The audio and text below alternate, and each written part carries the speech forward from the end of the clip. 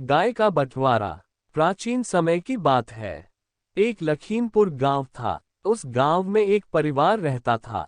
जिस परिवार में दो भाई रहते थे, एक का नाम श्याम तथा दूसरे का नाम राम था। उनकी दोनों की शादी हो चुकी थी। उनके पिताजी बीमार रहते थे। कुछ समय बाद उसके पिताजी की मृत्यु हो जाती है। उसके बाद उनकी पत्नियों में चंदा और चमेली, दोनों भाइयों की पत्नियों में आपस में बनती नहीं थी। वह एक दूसरे को चाहती नहीं थी, जिससे घर में झगड़े रहने लगे। उस परिवार में एक गाय भी रहा करती थी, जिसका नाम जमुना था। वह गाय काफी हष्ट पुष्ट और अच्छी दूध देने वाली थी। एक दिन चंदा छोटे भाई की पत्नी से चमेली से बोलती है कि तुमने जमुना को खाना खिलाया नहीं, इतने समय तक क्या कर रही थी, कुछ काम तो करते नहीं। काम ना काज के दुश्मन अनाज की। उसके बाद चमेली बोलने लगी, अपनी जबान संभाल कर बात करो। उसके बाद चंदा बोलती है कि मैं तुमसे बड़ी हूँ, मेरे मन में होगा वही मैं बोलूंगी। उसके बाद दोनों में झगड़ा हो जाता है। उसी समय दोनों भाई खेत से वापस घर पर आ जाते हैं और देखते हैं कि दोनों औरतों में हाथापाई हो रही थी। इतने देखने पर राम और श्याम बाहर आकर एक विचार करते हैं। राम बोलता है कि भाई, हमें कुछ ऐसा करना पड़ेगा जिससे इन दोनों के बीच झगड़ा ना हो सके। तब श्याम बोलता है कि भैया, ऐसा कोई कौन सा तरीका है जिससे इन दोनों में झगड़ा ना हो सके। उसके बाद राम बोलता है कि एक ही तरीका है, बंटवारा। राम श्याम को समझाने के बाद श्याम बंटवारे के लिए तैयार हो जाता है। राम गांव के सरपंच और गांव वालों को लेकर अपने घर आता है और राम और श्याम तथा उनकी पत्नियों के साथ उस घर का बंटवारा कर दिया जाता है। उस घर में उनके पिताजी की पुरानी निशानी गाय जमुना एक ही थी और भाई दो। सरपंच गांव का सरपंच बोलता है कि गाय एक और भाई दो है, इसका बंटवारा कैसे किया जाए। तब राम बोलता है कि 1 महीना गाय में रख लेता हूं और 1 महीने बाद श्याम गाय रख लेगा। ऐसे करके एक महीने करके गाय का बंटवारा कर दीजिए। उसके बाद सरपंच ने वैसे ही किया जैसा राम ने बताया था।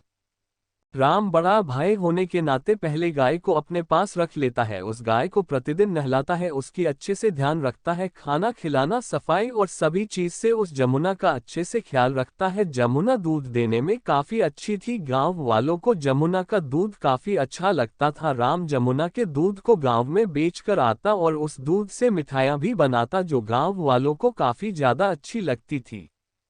कुछ समय भी जाते हैं। दूसरी तरफ श्याम की पत्नी चमेली उसके बड़े भाई राम और चंदा से जलने लगती है और श्याम को बोलते हैं कि देखा आपने, वह दोनों कैसे पैसों में खेल रहे हैं उस गाय जमुना की वजह से। तब श्याम बोलता है कि फिर अगले महीने वह गाय हमारे पास होगी, हम भी उसी प्रकार पैसों में खेलने लगेंगे। कुछ दिन बीत जाने के बाद राम का समय समाप्त हो जाता है और श्याम और उसकी पत्नी चंदा राम के घर गाय लेने के लिए चले जाते हैं। श्याम उस गाय को अपने घर ले आता है। उसके बाद उसे घर के बाहर खूंटे से बांध देता है। उसे किसी प्रकार का चारा या खाने को नहीं देता। जब जमुना भोजन के लिए रंभाती है तो श्याम जमुना को घास डालने चला जाता है। तभी उसकी पत्नी चमेली उस जमुना को घास डालने के लिए मना कर देती है। फिर श्याम बोलता है, तेरी इस जमुना से क्या दुश्मनी है। तब चमेली बोलती है, मेरी दुश्मनी जमुना से नहीं, तुम्हारे भाई और भाभी से दुश्मनी है। मैं इस गाय की हालत इस तरह कर दूंगी जो पहले की तरह दूध नहीं देगी और ना ही तुम्हारा भाई पैसे कमा सकेगा। उसके बाद श्याम से घास का बंडल लेकर अंदर चले जाती है। जमुना भूख प्यार से काफी बीमार होने लगती है। इसके आसपास काफी ज्यादा गंदगी रहती है जिससे वह बीमार हो जाती है। उसकी हालत काफी खराब होने लगती है। इस तरह से 1 महीने बाद वापस राम और उसकी पत्नी चंदा उस गाय जमुना को लेने आते हैं। उस जमुना की हालत बहुत ही खराब हो चुकी थी, वह ठीक तरह से चल भी नहीं पाते थे। राम उस जमुना को अपने घर ले जाता है और अच्छे से नहीं लाता है, उसे खाना खिलाता है। कुछ दिन बाद भी वह गाय ठीक नहीं हो पाती है। तब राम डॉक्टर को बुलाता है। डॉक्टर गाय को देखकर बोलता है कि इसे सही समय पर खाना न मिलने की वजह से काफी ज्यादा बीमार हो गई है, मैं कुछ दवाई दे देता हूँ जिसकी मदद वापस ठीक हो जाएगी।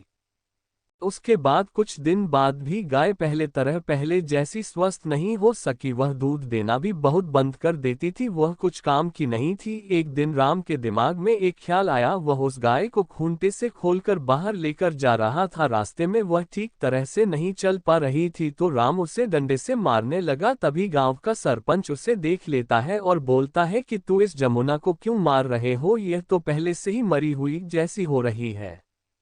इसके बाद राम बोलता है कि अभी यह कुछ काम के नहीं है, इसे मैं बेचने जा रहा हूँ।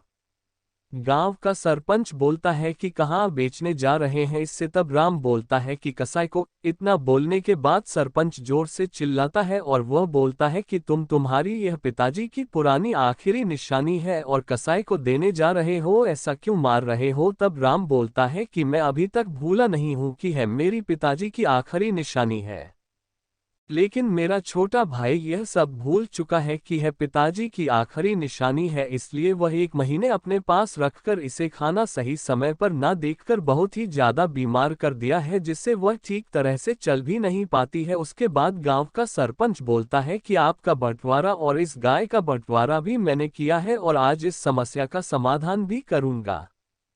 उसके बाद कुछ गांव वालों के साथ सरपंच उन दोनों के घर चले जाता है, राम और श्याम, और साथ ही उन दोनों की पत्नियों को देखकर बोलता है कि राम तुम बताओ कि गाय को कसाई के हाथों मरवाना क्यों चाहते हो। तब राम बोलता है कि यह जमुना अगले महीने फिर मेरे छोटे भाई श्याम के पास चली जाएगी और उसकी दशा अभी हुई थी उससे ज्यादा खराब हो जाएगी, जिससे वह रोज धीरे धीरे करके बीमारी से तड़पती हुई मरेगी। उसके बदले कसाई के हाथों एक झटके में खत्म हो जाएगी।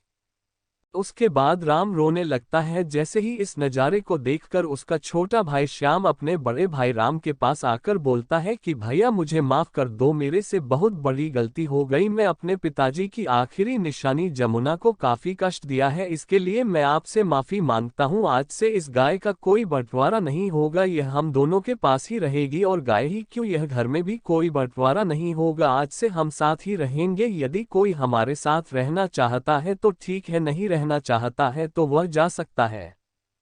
ऐसा कहकर श्याम अपनी पत्नी की ओर देखता है, उसकी पत्नी चुप हो जाती है, वह समझ जाती है कि अब हमारी चलने वाली नहीं है। उसके बाद राम और श्याम गले मिलते हैं और अपने घर में बनी हुई बंटवारे की दीवार को गिरा देते हैं और साथ साथ रहते हैं। इसके बाद उनकी पत्नियों में भी काफी समझ जाती है और सोचती है कि यदि हम इस प्रकार के झगड़े करेंगे तो शायद ही हम दोनों को हम इस घर में रहने नहीं देंगे। उसके बाद दोनों भाइयों की पत्नियों में भी बड़ा प्रेम भाव होने लगा और वह परिवार काफी खुश रहकर अपनी जिंदगी जीने लगे। शिक्षा, किसी दूसरे की दुश्मनी तीसरे पर न निकाले। जैसे छोटे भाई ने गाय पर निकला